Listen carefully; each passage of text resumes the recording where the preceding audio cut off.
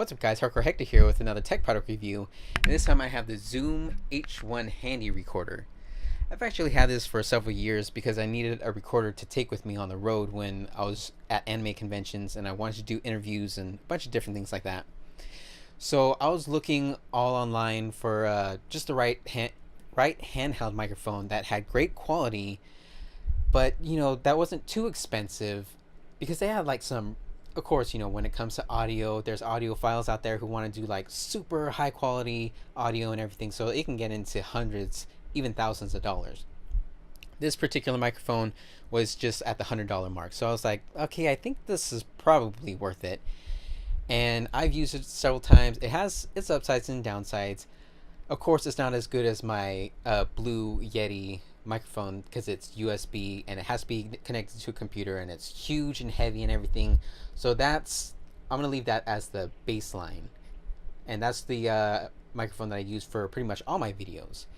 But then when it comes to this, it's not as good, but it's still pretty dang good.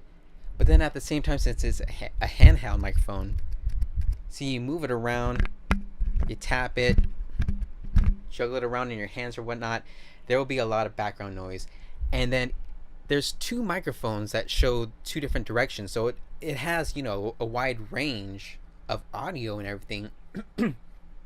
But that also means it can pick up a lot of background noises and a lot of like pops and snaps and stuff. It doesn't even come with a pop filter. Even for $100, they sell it separately, of course. So you can buy a pop filter separately, or you can just use whatever you want. I've used a sock in the past, and I'm going to do it going forward. See, this is using a sock as a pop filter. Same mic, same file, everything is the same. And it just catches some of the pops when you do S's or P's or whatever. It's not perfect, but it helps somewhat. So I'm going to switch over to my Blue Yeti microphone because I'm going to be juggling this around, and I'm sure it'll pick up a ton of extra noise and distortion and stuff. So anyways, this microphone, well, they have an upgraded model, and you can see how there's some features here and there that are just lackluster, too old school in tech, I guess, especially for a $100 mark, but they're still selling this at the $100 mark.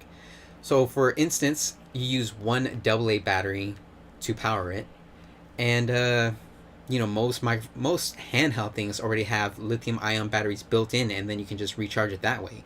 I have a rechargeable AA battery, so that's kind of a mix between the two, but not everybody has that. So a AA battery, really.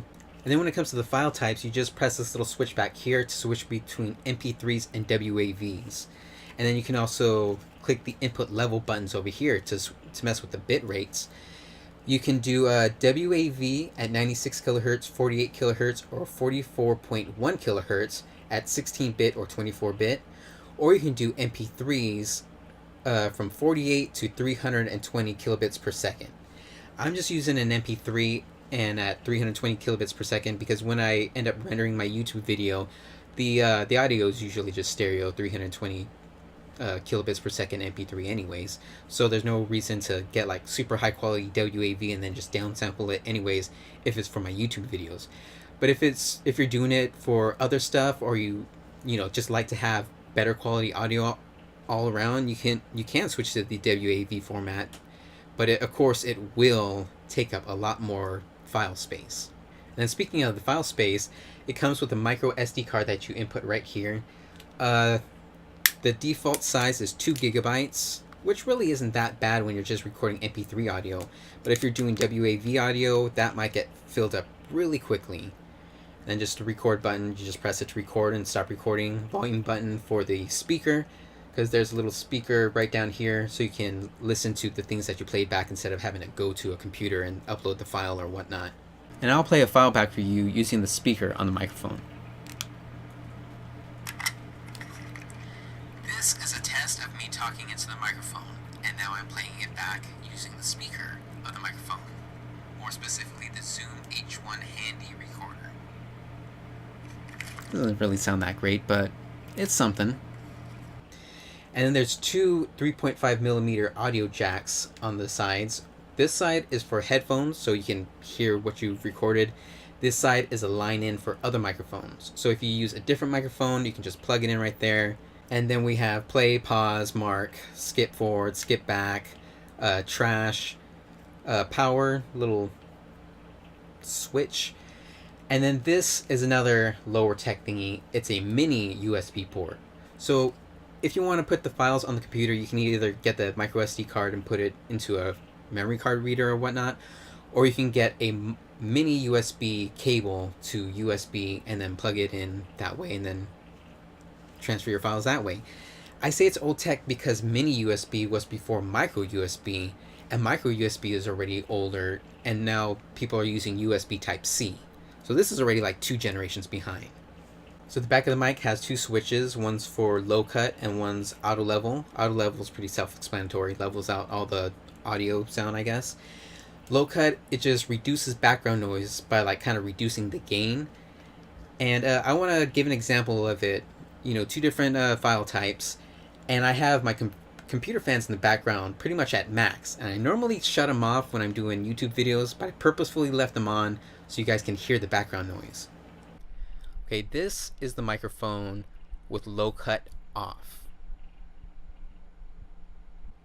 This is the microphone with low cut on.